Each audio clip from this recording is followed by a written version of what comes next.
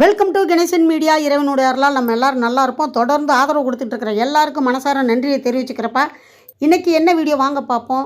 மகா சனி பிரதோஷம் அன்னைக்கு மரகதலிங்கம் பூஜையை பார்ப்போம். ஐயாவுடைய சொற்பொழிவு பாவ புண்ணியம் எப்படி சேருது, புண்ணியத்தை நம்ம எவ்வளோ ஈஸியாக சம்பாதிக்கலாம் அப்படிங்கிறத நமக்கும் நம்ம தலைமுறைகளுக்கும் தேவை அப்படிங்கிறத ஐயா பேசியிருப்பார். வாங்க பார்ப்போம்.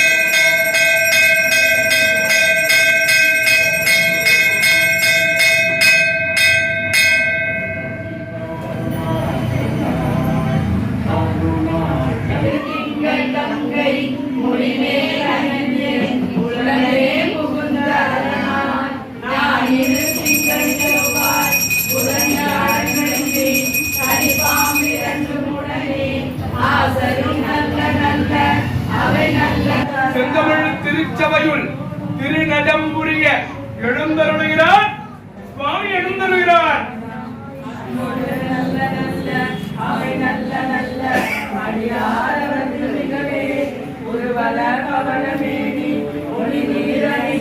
பெரிய உலகத்துக்கே பெரிய ஆச்சரியமான விஷயம். வள்ளுவர் வாழ்ந்த காலம் 2000 ஆண்டுகள் முடிஞ்சிருக்காங்க. எல்லாம் புதுச வீடு தான். மனை ஓடல எழுதியிருக்கிறார். பனை ஓடு எங்களுக்கு புரித வீட்டில் கரையான்றது தெரியும். சாதாரணமாக பனை ஓடு ரொம்ப நாளைக்கு இருக்காது. கரையார வச்சு எப்படி இதை பாதுகாக்க தெரியும். அப்படின்னா யார் பாதுகாத்தாங்க அப்படின்னா இயற்கை பாதுகாத்து. ஒரு உண்மையான விஷயம் என்று சொன்னால் இயற்கை தான் பாதுகாக்க வேண்டும். நிறைய விஷயங்கள் காலத்தால் வந்து எப்படின்னாங்க, நம்ம காரைக்கால் அம்மையார் வந்து 3ஆம் நூற்றாண்டு போயிட்டாங்க. அதுக்கப்புறம் 2-3 நூற்றாண்டு இருண்ட காலம். இந்த உலகத்தை சமயமே கிடையாது. மோசமான கண்டிஷன் இருக்குது. அதையும் தாண்டி அந்த பதிவுகள் இருக்குன்னாக்க இறைவன் காப்பாற்று. நிறைய விஷயங்கள் ஐயா அவங்க சொன்னாங்க. சரியாக நமக்கு வீடியோவில் கேட்கல. ஐயா அவங்க என்ன சொன்னாங்க அப்படிங்கிறத சுருக்கமாக நான் சொல்கிறேப்பா. நிறைய வீடியோ எடுத்தேன், ஆனால் சரியாக கேட்கல. சரி, இப்போ அவர் சொன்ன விஷயம் என்னென்னா, நம்ம முன்னோர்கள் அந்த காலத்திலிருந்தே ஒவ்வொரு விஷயத்தையும் ஆன்மீக மூலியமாக நம்மளுக்கு சொல்லியிருக்காங்க. அதை நம்ம கடைப்பிடிச்சா நல்லது. குலதெய்வ வழிபாடுன்னு சொல்கிறோம். அதே மாதிரி நம்மளுடைய தெய்வங்களுடைய வழிபாடு நம்மளால் முடிஞ்சது. ஆடம்பரத்துக்காக இல்லை, நிறைய சாமிக்கு கொண்டு போய் கொடுத்தாதே சாமியுடைய அருள் கிடைக்கும் அப்படிங்கிறது எப்பயுமே இல்லை. மனசு உருகி வேண்டணும். ஒருத்தவங்களுக்கு கஷ்டம் இருக்குன்னா அந்த கஷ்டத்தை தீர்த்து வைப்பா கடவுளே அப்படின்னு அவங்களுக்காக நம்ம வேண்டிக்கிறணும். நம்மக்கிட்ட ஒரு விஷயத்தை ஒருத்தவங்க சொல்லிட்டாங்கன்னா அந்த விஷயத்தை மற்றவங்கக்கிட்ட சொல்லி அவங்கள கெட்ட பிள்ளையாக்கி அவங்களுக்கு இருக்கிற கஷ்டத்தை கேலி பண்ணுறதை விட, இறைவா இப்படியெல்லாம் சொல்லி புலம்புனாங்கப்பா, அவங்களுக்கு சரி பண்ணி விடுங்கப்பா அப்படின்னு வேண்டணும். அதுதே உண்மையான பக்தி அப்படிங்கிற விஷயத்த ஐயா சொன்னார். யாருக்கோ என்னமோ நடக்குது, நமக்கு என்னப்பா, நம்ம நல்லா இருந்தால் போதும், நம்ம பணம் சம்பாரித்தா போதும், எப்படியோ போகட்டும் ஜனங்க, நம்ம நிம்மதியாக சந்தோஷமாக இருக்கமா, நமக்கு தேவையானதை அனுபவிக்கிறதுக்காக மற்றவங்களை கஷ்டப்படுத்துறதுல தப்பு இல்லை அப்படின்னு நினச்சி வாழ்கிறவங்க தான் பெரிய குற்றவாளி. அதாவது ஒருத்தவங்களுக்கு பிரச்சனைனா அவங்களுக்காக வேண்டிக்கிறலாம், நம்ம வேண்டுறோமா அப்படின்ட்டு இறைவன் பார்ப்பார். பிரச்சனையில் சிக்கிக்கிட்டு தவிக்கிறவங்களுக்கு சரியாகுதா இல்லையாங்கிறது ரெண்டாவது விஷயம். ஏன்னா அவங்கவங்க செய்கிற கர்மாவுக்கு தக்கனதே கிடைக்க போகுது. ஆனால் நீ என்ன நினச்ச, அவங்களுக்கு இப்படி இருக்கே சரியாகட்டும்னு நினச்சியா, வேடிக்கை பார்த்து நக்கல் பண்ணி கிண்டல் பண்ணி சிரிச்சைய, அது தேவையா அப்படிங்கிறத நம்ம உள்ளுணர்வு நம்மளுக்கே தோணும். நம்ம எதிரியாக இருந்தால் கூட கஷ்டப்பட்டாங்கன்னா, கடவுளே அன்னைக்கு என்னை இப்படியெல்லாம் பண்ணாங்க செஞ்சாங்க கரெக்டு தான், ஆனால் இப்போ கஷ்டப்படுறாங்களே, அவங்க அம்மா அப்பா செஞ்ச பாவத்துக்கு பிள்ளைங்க எதுக்கு கஷ்டப்படணும், கடவுளே சரி பண்ணி விட்டுருப்பா, நான் தெரிஞ்சும் தெரியாமல் அவங்க என்னையை கஷ்டப்படுத்தும் போது இப்படியெல்லாம் போயிடுவா, நீ எல்லாம் நல்லா இருப்பியா அப்படி இப்படின்னு இன்னும் நிறையா வார்த்தைகள் நான் திட்டி, அதனால் அவங்களுக்கு இந்த பிரச்சனை வந்திருந்தா கூட இனிமேல் வரக்கூடாதுப்பா, என்னை மன்னிச்சிக்க கடவுளே, நான் தெரியாமல் அவங்கள சொல்லிட்டேன், என் வாயால் வந்த வார்த்தையால் அவங்க இப்படி கெட்டுட்டாங்களோ அப்படிங்கிற எண்ணம் கடவுள்கிட்ட வேண்டிக்கிறணும். ஆனால் அவங்கவங்க செய்கிற பாவ புண்ணியத்துக்கு தகுந்ததே கிடைக்க போகுது.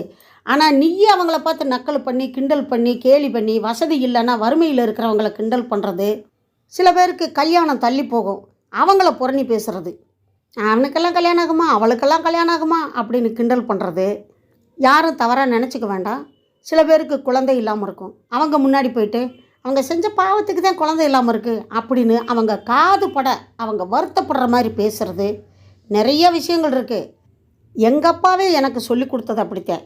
நம்மளுக்கு இருக்கிற ஒரு சந்தோஷமான விஷயங்கள், நம்மளுக்கு தேவையானதெல்லாம் கிடைச்சிருக்கு அப்படிங்கிறத மற்றவங்களுக்கு அது கிடைக்கல அப்படின்னு புலம்பும்போது அவங்க முன்னாடி நான் நல்லவ, எனக்கு அதெல்லாம் கிடச்சிருக்கு, நீ சரியில்லை அதனால் உனக்கு கிடைக்கல அப்படின்னு அவங்க காது பட பேசி அவங்கள கஷ்டப்படுத்தக்கூடாது. அதுதான் ரொம்ப முக்கியமானது. ஏன்னா நல்லவங்களுக்கு கூட கஷ்டம் வருது, ஏன்னே தெரியாமல் இருக்கும், புரியலை. ஆனால் போன ஜென்மத்து பலன் அப்படின்னு அவங்க பேசி அப்படியே மனசை தேத்திக்கிறாங்க. அப்போது நம்மளுடைய விஷயம் என்ன, யார் வருத்தப்பட்டாலும் சரி யார் கஷ்டப்பட்டாலும் சரி, கடவுளே அவங்க இப்படியெல்லாம் சொல்லி என்கிட்ட புலம்புனாங்க, அவங்க பிரச்சனையை தீர்த்து வைப்பா அப்படின்னு நீ வேண்டு. அது உனக்கும் நல்லது அவங்களுக்கும் நல்லது. இறைவன் எப்பா அவங்களுக்காக இத்தனை பேர் வேண்டுறாங்க, அவன் செஞ்ச பாவத்தை அங்கிட்டு தொலைச்சி விட்டு ஏதாவது ஒன்று பண்ணுவோம்ப்பா, நல்லது பண்ணி விடுவோம் அப்படின்னு சொல்லி கூட இறக்கப்படலாம். விஷயம் என்னென்னா, 10 பேருக்கு கெட்டது செஞ்ச ஒரு ஆள் ஒருத்தனுக்கு நல்லது பண்ணி அந்த குடும்பத்தவே உயர்த்தி இருக்கலாம். அவங்கள பொறுத்த வரைக்கும் தெய்வம் மாதிரிப்பா, என் குடும்பம் இன்றைக்கி நல்லா இருக்குன்னா இதுக்கு அவர் தான் காரணம்பாங்க. ஆனால் அந்த 10 பேர் என்ன பண்ணுவாங்க, அவன் நல்லா இருப்பானா, அவன் குடும்பம் நல்லா இருக்குமா, அவன் பிள்ளைக்குட்டி நல்லா இருக்குமா அப்படின்னு இவங்களுக்கு கஷ்டம் வரும்போதெல்லாம் அவனால தான்ப்பா இன்றைக்கி நாங்கள் இத்தனை பேரும் கஷ்டப்படுறோம் அப்படின்னு சொல்லி சாபம் விடுவாங்க. அதை தவிர்க்க முடியாது. ஆனால் இந்த ஒரு குடும்பத்துக்கு மட்டும் இவர் கடவுளாக தெரிவார். அந்த குடும்பத்தில் நம்ம போய் அவரை பற்றி விசாரித்தோம்னா தங்கமான மனுஷப்பா, அவர்னால தான் இன்றைக்கி நாங்கள் நல்லா இருக்கோம்னு சொல்லுவாங்க. ஆனால் அந்த 10 பேர்கிட்ட போய் கேட்டோம்னா அவனா மோசமானவன், அவனால தான் எங்கள் குடும்பமே கஷ்டப்படுது, தெருவுக்கு வந்துட்டோம் அப்படி இப்படின்னு சொல்லி சவிப்பாங்க. இப்போ இதில் நம்ம என்ன பண்ண முடியும்? ஆனால் இந்த கஷ்டமான சூழ்நிலைகள் ஒவ்வொருத்தருக்கு வருதுன்னா அவங்கவங்க செஞ்ச கர்மா தான். ஆனால் நம்ம என்ன பண்ணணும் அப்படின்னா, அவங்க யாராக இருந்தாலும் சரி கஷ்டப்படுறாங்க துன்பப்படுறாங்க வேதனைப்படுறாங்கன்னு சொல்லும்போது அவங்களுக்காக இறைவன்கிட்ட அவங்க பிரச்சனையை தீர்த்து வைப்பா அப்படின்னு ஒரு நிமிஷம் வேண்டிக்கிறது நல்லது. எதுக்குன்னா, இந்த 10 பேருக்கு கெட்டது செஞ்ச அந்த ஆள் நம்மனாலதே இவங்க இப்படி கஷ்டப்படுறாங்களா, அட கடவுளே இது தெரியாமல் போச்சே, நம்ம இவங்களை பற்றி நினைக்கவே இல்லையே, நான் திருந்திடணும் கடவுளே, என்னால் இப்படியா கஷ்டப்படுறாங்கன்னு ஒருவேளை அவர் திருந்திட்டா கண்டிப்பாக இறைவன் மன்னிச்சிருவார். அவங்களுக்கு உண்டான நஷ்டத்தை எப்படியாவது நான் கொடுத்து சரி பண்ணிடுறேன், என்னால் முடிஞ்ச உதவிகள் பண்ணி சரி பண்ணிடுறேன் அப்படின்னு நினைக்க ஆரம்பிச்சிட்டா அந்த இடத்துலையே அந்த 10 பேர் நினச்ச அந்த கெட்ட மனுஷனாக இருந்தவர் நல்லவராக மாறிடுவார்.